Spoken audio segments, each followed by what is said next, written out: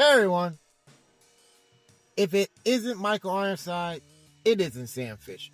And I am firmly in that camp. And apparently so is Ubisoft. When it comes to Splinter Cell, he's got to do the voice. And apparently they feel that way, because ever since they replaced him in the Blacklist, he has always appeared as the voice of Sam Fisher. Except now in this new anime from Netflix, Splinter Cell Death Watch. We got a new Sam Fisher voice actor, and it's okay. Because quite frankly, Sam Fisher usually doesn't have a whole lot to say. And that's the case in this anime. Now, I'm not quite finished with it yet, but I've made it through most of it. It is a long time, right from the beginning, Splinter Cell fan. It's okay. I would have changed some things. I would have went a different route. But, for what it is, it's not bad. It seems to take place after Conviction and kind of ignores anything after that. There's been some novels in which Sam Fisher's daughter has become an agent of Fourth Echelon, and of course in events in the game Blacklist, Sam Fisher's the head of Fourth Echelon, but he's also a field agent, and they're flying on a giant airplane that would make Nick Fury jealous. But this game seems to ignore all that, and Sam Fisher's retired. He's somewhere in the middle of Europe somewhere, and a Splinter Cell agent literally crashes into his house, and he gets a phone call on this Grim, and she's like, we need you, Sam, kind of thing. And they're getting a thing, whatever the thing is. There's a thing, because there's always a thing. And the bad guys want the thing because if the thing gets out in the open, their evil scheme won't work. And so Sam is begrudgingly helping this young Splinter Cell agent, a young African-American female agent. I can't remember her name. This is how plotting it is. But anyway, he helps her out, and they got to stop the bad guy. Now, longtime fans like myself will kind of chuckle and smile at some of the things. There is a reference here and there. The big bad is a strong reference from a previous Splinter Cell game, and that's cool. That kind of made sense, and they kind of use that to give Sam, who's been out of the game for an undetermined amount of time, some personal stakes, and that's okay. But the focus is a lot on this female agent and some of the new people they added, which was kind of like, why didn't they bring back Briggs and some of the other characters that they did? But again, I think they're kind of saying Blacklist didn't happen. This seems to come. Sam Fisher is retired. He's older, and a lot of these other Fourth Echelon things either are being brushed away or didn't happen. They don't even mention it. They don't reference it. Grimm's daughter is the head of Fourth Echelon, and that kind of makes sense.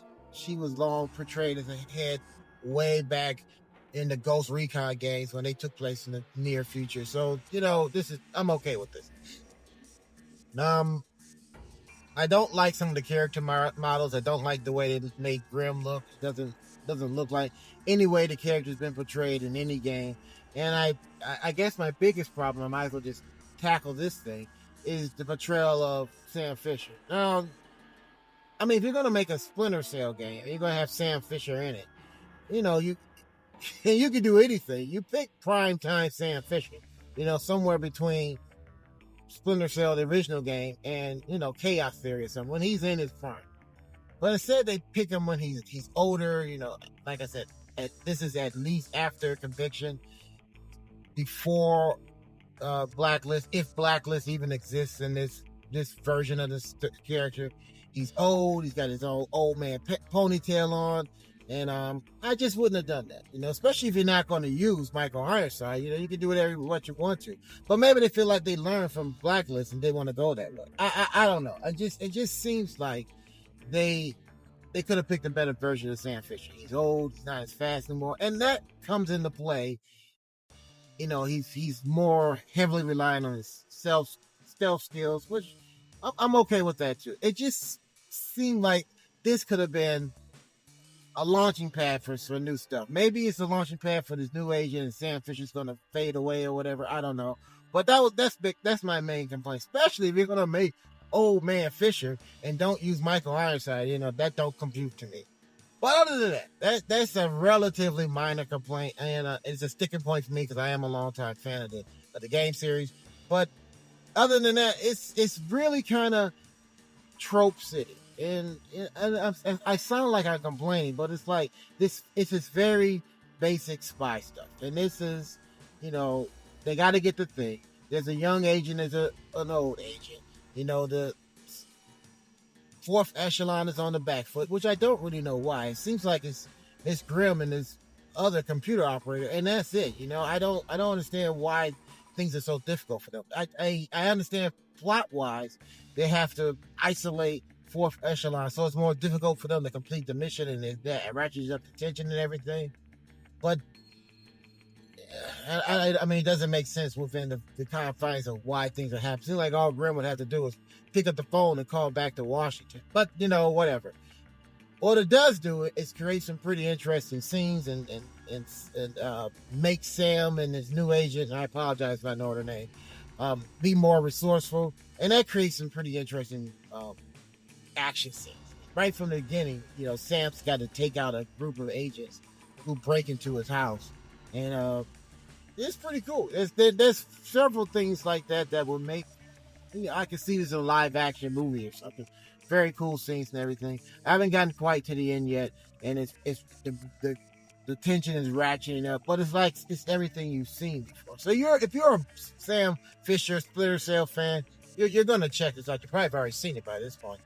But if you're just like a casual, I mean, it's not bad. It's just it's nothing like edgy seat kind of stuff because it's just so formulated.